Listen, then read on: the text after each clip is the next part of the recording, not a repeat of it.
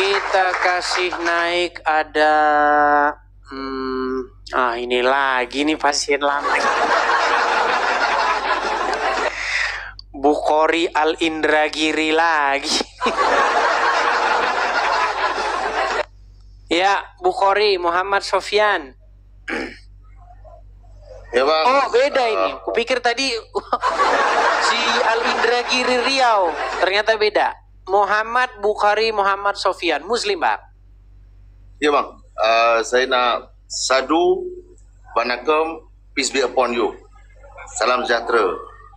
Kenapa Anda berkata begitu bang? Bukankah dalam agama Islam itu dilarang memberikan salam kepada non-Muslim? Boleh je. Tahu bang, saya tak berkait dengan soalan tu. Saya nak tanya abang terkait mungkin dua soalan lah bang. Apa itu? Kalau pandangan peribadi Abang Edis lah tentang konflik di Israel tu, Islam sama Israel tu, pendirian Kristian sebagainya macam mana bang dalam sudut Palestina tu? Saya tidak berani mengatakan sesuatu kalau saya tidak memiliki ilmu tentangnya. Pertama, saya bukan pemerhati, tidak pernah concern terhadap isu-isu itu. Cuman yang ingin saya tanyakan kepada orang-orang Islam, kata Palestina itu nggak pernah ada bang dalam Al-Quran.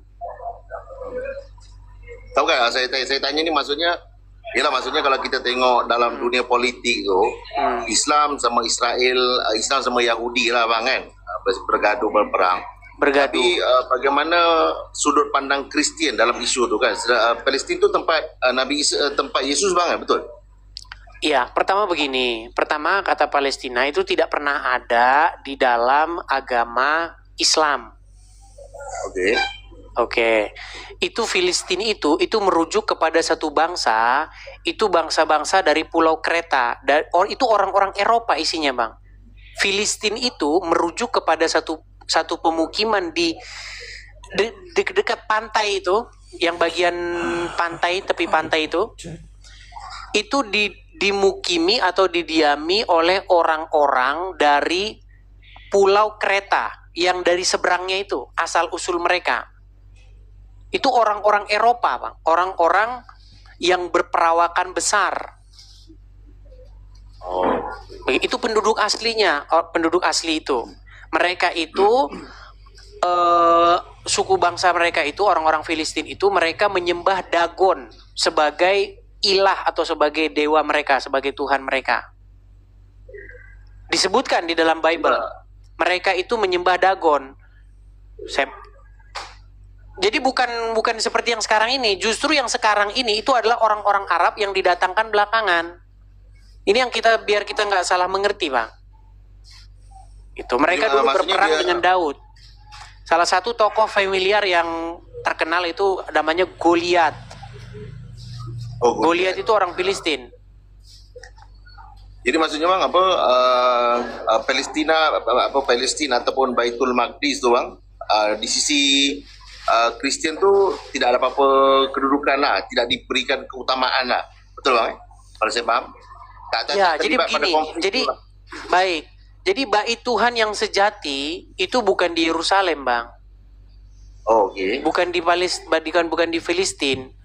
Bait Tuhan yang sejati itu adalah Yesus Kristus. Makanya Yesus pernah mengatakan, rombak bait Allah ini, dalam 3 hari aku akan mendirikannya kembali. Jadi kiblat kami itu bukan bangunan yang didirikan oleh tangan manusia. Kiblat kami itu adalah Yesus. Jadi tempat tidak memberikan apa-apa simbolik lah. Karena bait Tuhan yang sejati itu hati kita ini bang. Bukan bangunan yang didirikan oleh tangan manusia. Makanya setiap orang itu seharusnya menjadi bait Tuhan. Dan Tuhan berdiam, berkemah di hati dia. Maksudnya Tuhan berkemah di hati dia artinya rohnya, roh spirit of God.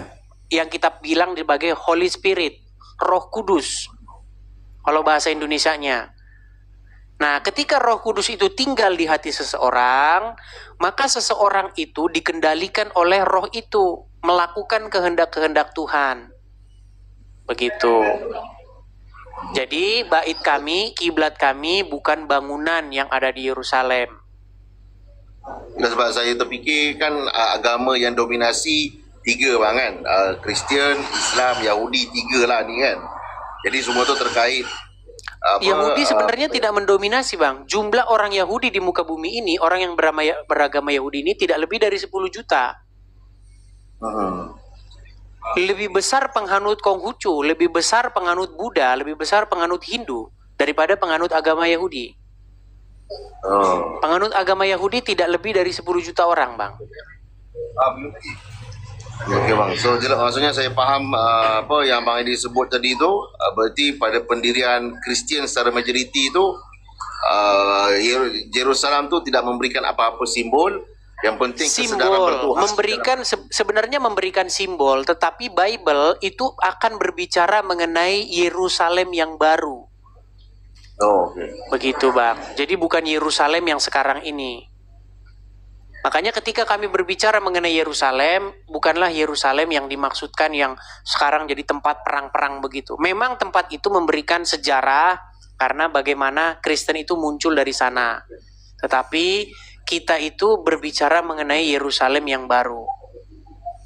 Makanya di dalam kitab Wahyu itu, maka aku melihat sebuah kota kudus turun dari surga, yaitu Yerusalem yang baru. Jadi kalau orang Islam kiblatnya ke Mekah, orang Yahudi kiblatnya ke Yerusalem, kiblat kami itu adalah surga, begitu. Yaitu Yesus, begitu bang. Jadi semua itu hanya gambaran sebenarnya bang. Jadi yang ada dalam hukum Taurat itu sebenarnya bayang-bayang tentang apa yang sejati, begitu. Kalau rumah Tuhan berupa bangunan, rumah Tuhan yang sesungguhnya itu adalah hati kita. Makanya ada lagunya itu bang. Di hati inilah rumahmu, begitu.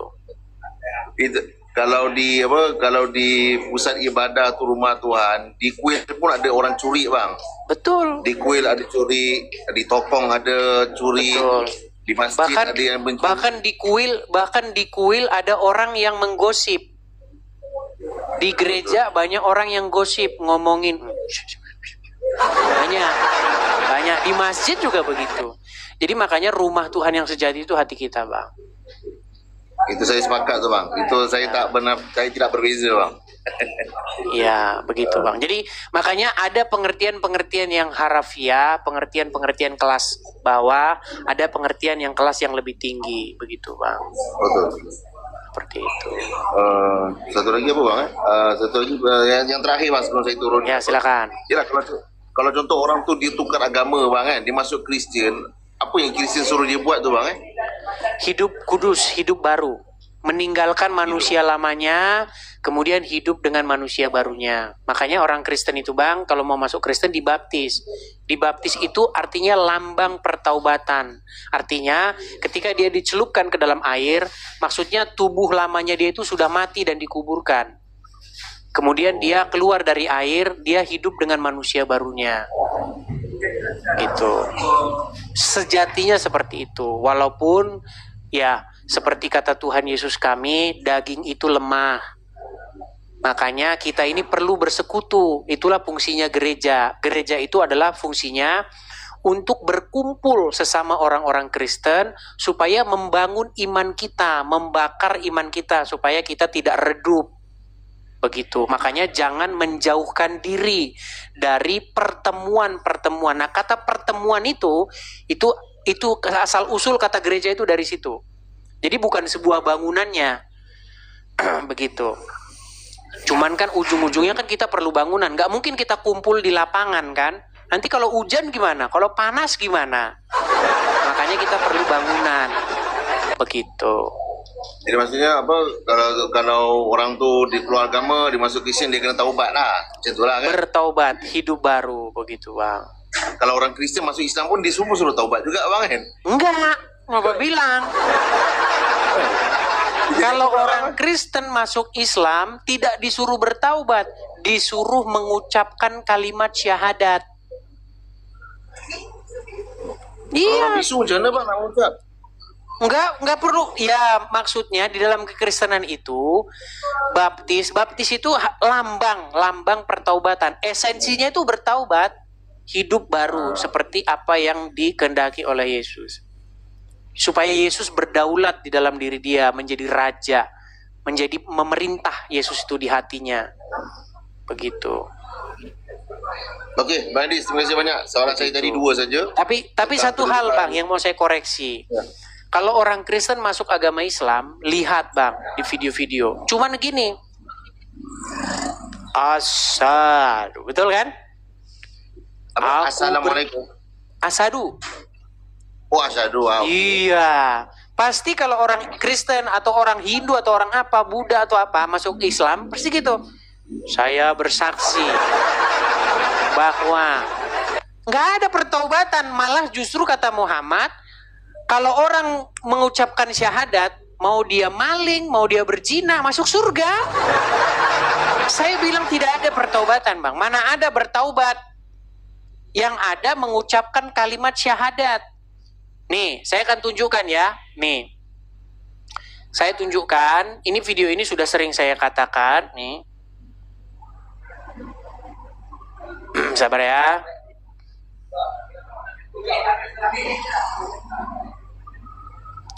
Nih Bang ya, saya putarkan videonya. Perhatikan Bang. Man qala la ilaha illallah Muhammadur Rasulullah dakhala jannah. Siapa yang mengucapkan la ilaha illallah Muhammadur Rasulullah dakhala jannah. Semua umat Muhammad sallallahu alaihi wasallam masuk surga. Nabi yang mengatakan, datang sahabat bertanya, wa in zana wa in saraq, bagaimana kalau dia berzina? Bagaimana kalau dia mencuri? Kata Nabi, wa in zana wa in saraq, dia berzina, dia mencuri, tetap masuk surga. Berzina, pencuri, masuk surga. Nah, agama Islam. Jadi yang penting mengucapkan syahadat, masuk surga. Walaupun berzina, walaupun mencuri. Makanya agama Islam itu tidak lebih daripada itu, mengucapkan kalimat syahadat.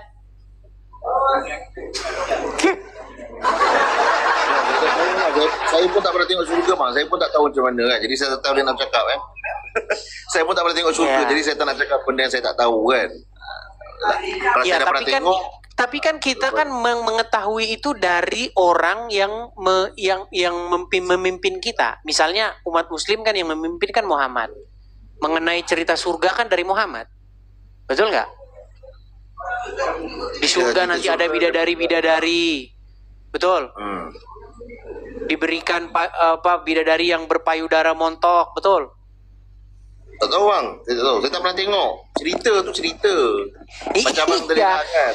Iya, makanya kita ini makanya disebut orang-orang beriman. Iman itu kan seperti itu, Bang. Kita tidak melihatnya, tetapi kita mempercayainya. Nah, makanya kita punya dasar untuk percaya.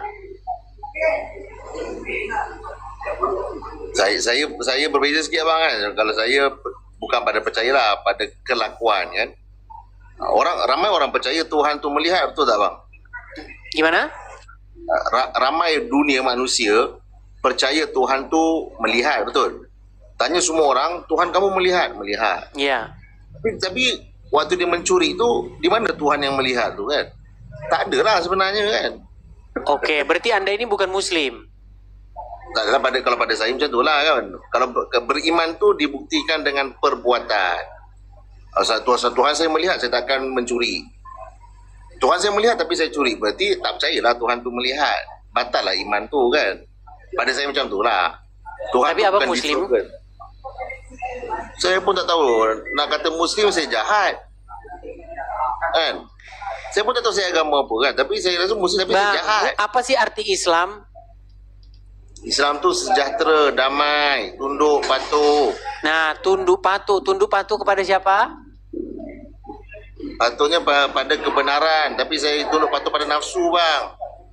Bukan, Islam itu dia tunduk patuh kepada Allah dan Rasulnya, kepada Allah dan Muhammad.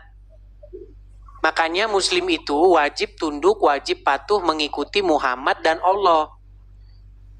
Nah, ketika Anda mengikuti Muhammad dan Allah, Anda harus berbuat dosa. Kalau nggak berbuat dosa, Anda dimusnahkan. Ada hadisnya, barang kalau kalian tidak berbuat dosa, kalian itu akan dimusnahkan sama Allah dan diganti dengan umat yang berbuat dosa. Makanya lanjutkan bikin dosanya. Tak tahu bang. Begitu. Tak tahu.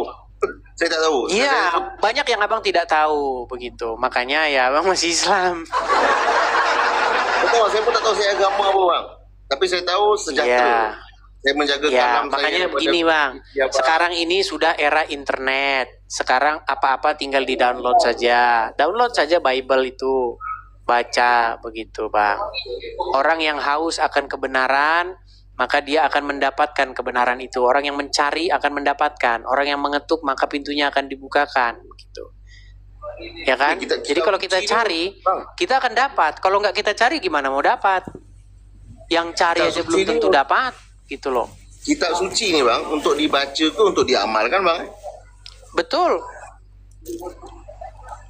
Jelah kalau baca je semua orang boleh baca kan, tapi beramal Ya, tak tapi ramai yang orang terjadi buat. dalam umat Islam, kitab sucinya, saya tidak lihat orang Islam baca kitab suci untuk diamalkan. Saya lihat orang Islam baca kitab suci untuk mendapatkan pahala surga. Makanya mereka baca huruf Arabnya dan tidak dibaca maknanya. Betul? Oh, kan? Semua agama Iya. ada benda tu bang kan? Ke Islam saja. Ya, mungkin gini saja.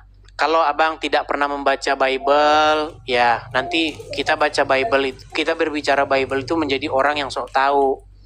Makanya orang yang membaca Bible baru dia bicara tentang Bible. Orang yang baca Quran baru dia bicara tentang Quran, begitu. Saya pun takkan bicara benda yang saya tidak tahu lah bang kan? Ya, saya setuju dengan itu. Kita harus Saya tidak akan jujur lah. bicara sesuatu yang saya tidak tahu, begitu. Ya.